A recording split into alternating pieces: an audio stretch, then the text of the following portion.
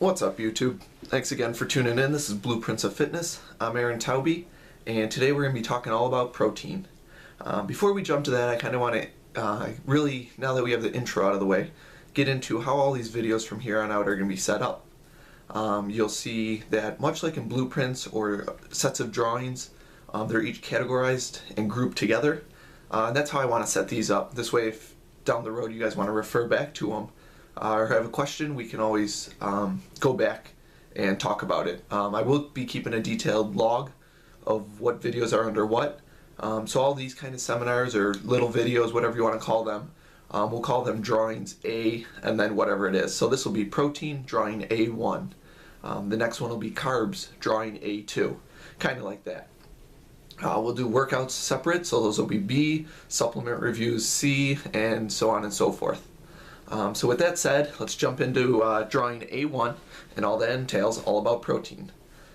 Protein, first of all, is Greek for the word proteos. It's P-R-O-T-E-I-O-S, meaning first. For those of you that were curious what it means. Protein itself is part of something called macronutrients. Short for that would be macros. You'll hear a lot of bodybuilders, a lot of people that really track what they're intaking in their body refer to it as macros. And the three different types of macros that one would consume is carbs, fats, and proteins. And oftentimes I get asked, which one's more important than the other? Is protein the most important? Is carb the most important? And I don't really think there's a great answer for this, only because you need all three for it to work well. It's kind of like a car. If you take out a part, like the engine, the car won't work. If you take the tires off, it still won't work. But is the engine more important than the tires?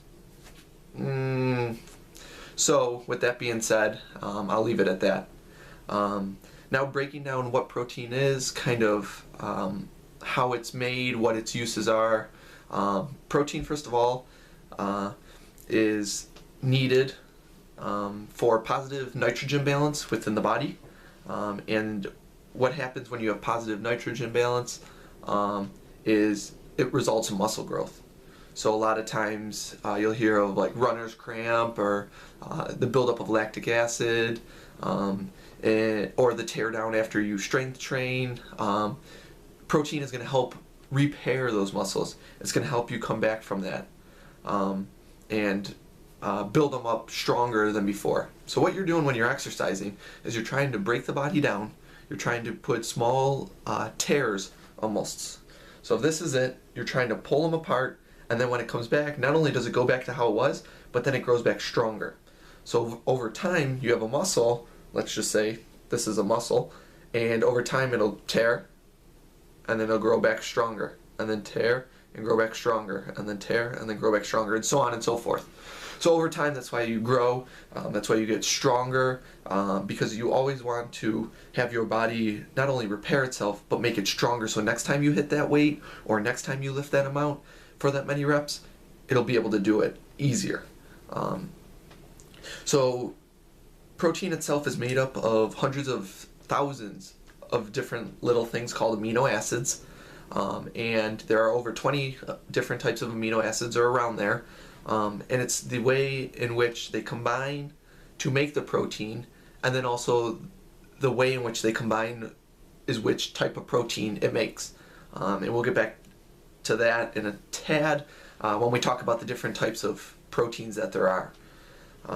Because it maybe as you knew or didn't know, there is nothing called protein. There's egg protein, soy, whey, casein, and the list goes on. But we'll only touch on the major ones today. With proteins then, there's two types that you can consume. There's a complete source and an incomplete source.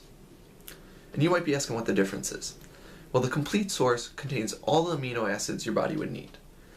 Things that are a complete source are things such as eggs, beef, fish. A lot of dairy products are. Legumes are another good one of complete sources which provide all the essential amino acids in them. On the other hand is incomplete.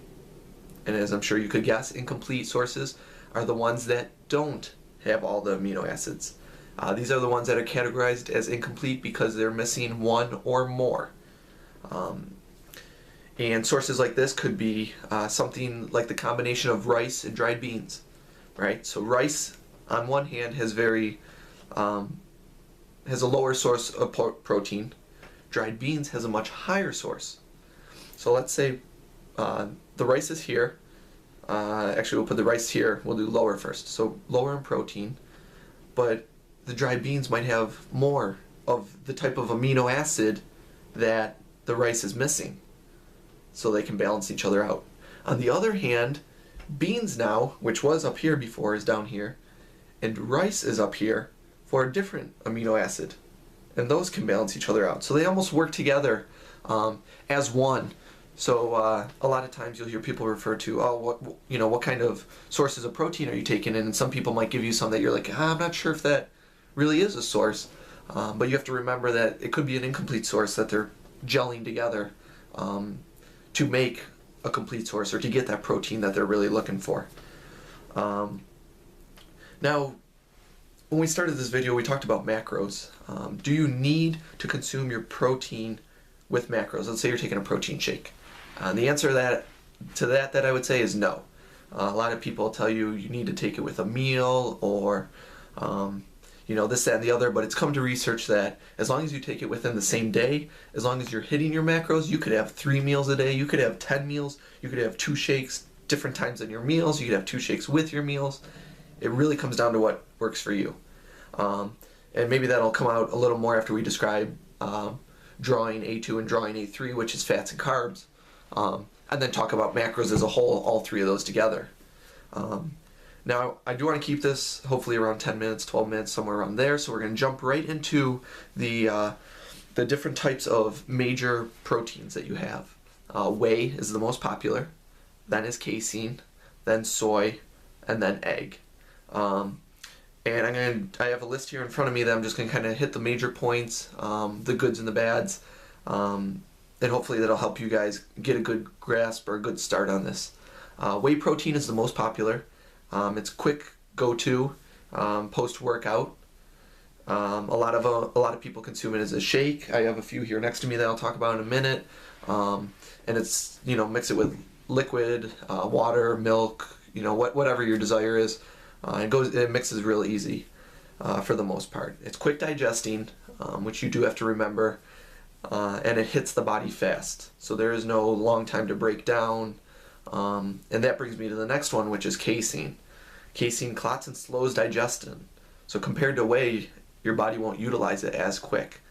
And if you think about it, if your body isn't using it as quick and it takes many more hours or much more time to digest, then when is the only time that you would want to really have that?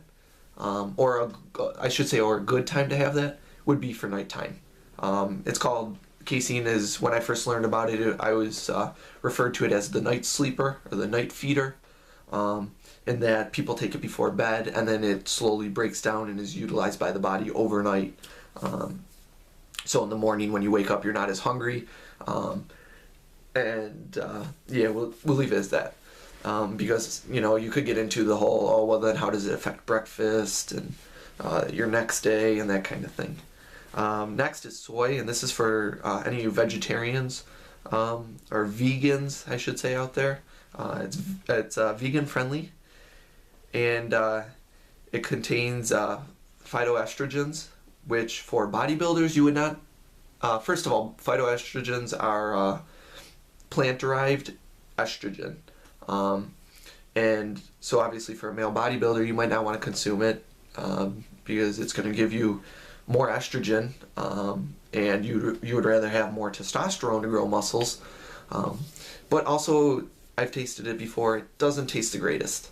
But, some people love it, some people hate it. And the last is egg. This is slower digesting than whey, but quicker than casein. It doesn't naturally contain lactose, although some do have lactose in it. And you would have to check the label, the nutrition label, exactly on that. And it's a very solid amino acid profile, which could be something great to look into if that's what you're looking for. Some popular brands are Optimum Nutrition, or ON as most of you know it as. IsoPure, Cytosport is another one. Body Fortress is another one I got here actually, which is what I'm using now. And when you choose a protein, you really want to look at a few different things. You want to look at the serving size, how many times they recommend it. You know, if they might have 12 grams of protein in it, but they want you to take it, 3 a day or 2 a day. And remember, the label is only there to guide you in how it's intended to be used, but you can always take protein shakes less or more. And I'd always talk to somebody certified, talk to somebody at the store. Now, if they're just repping their brand, you might not want to talk to somebody at the store, but find somebody that knows about the product or has used it. And on that note, also be careful with reviews online, because a lot of companies are paying for other people to post decent reviews.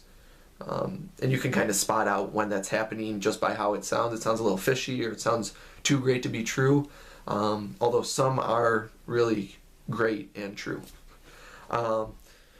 So you want to look at the cost, the serving size, the value, the yield is probably one of the bigger things.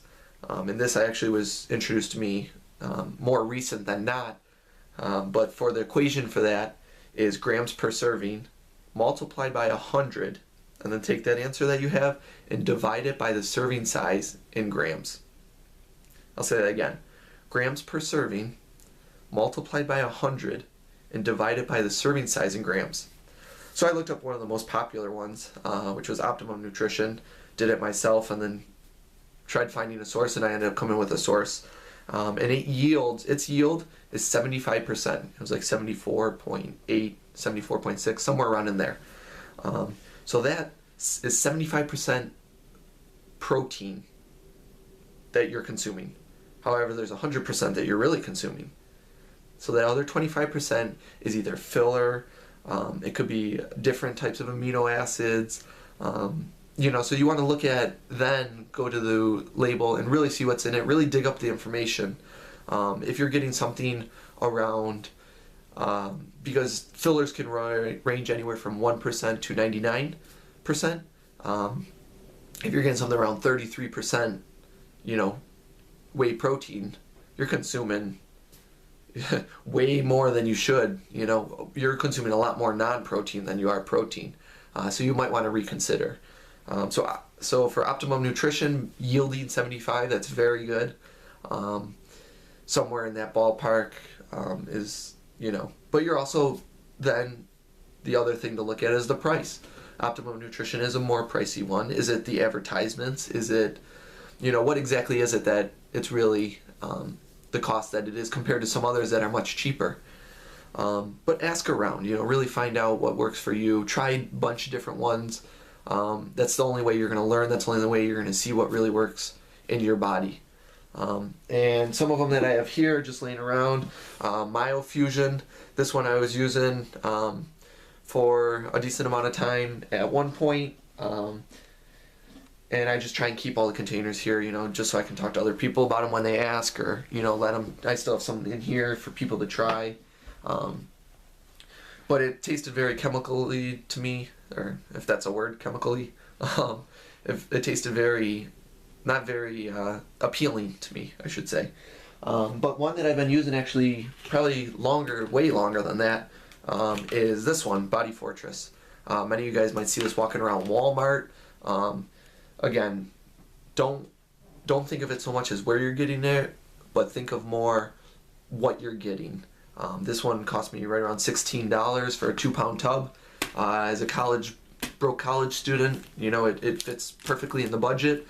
Per serving, it has 26 grams of protein, and then of course I'm gonna put that back into the yield and see really what it comes down to, as far as how pure it is. But yeah, I'll have reviews on these, so I don't want to get too much into them now, but that's definitely the one I'm going with now, is Body Fortress. If you guys want to taste it, whatever, just shoot me a message. But I'll do reviews on those and post those in the coming days. And lastly, but not least, I'm going to leave you with a little quote that while I was doing some more research on this, that I came across myself. It's by Francis Crick, and it says, DNA makes RNA, RNA makes protein, and protein makes us. So with that in mind, guys, if you got any questions, let me know. Check out the Facebook page, YouTube page, subscribe, like them. Facebook is facebook.com/blueprintsofitness, and our YouTube page is youtube.com/blueprintsofitness. I'm actually off now to hit a leg workout, which I'll be bringing to you guys as well in the coming few days. Hopefully up on Wednesday. I'll have that posted. And until then, take care of yourself. And that's it. All right, see you guys next time.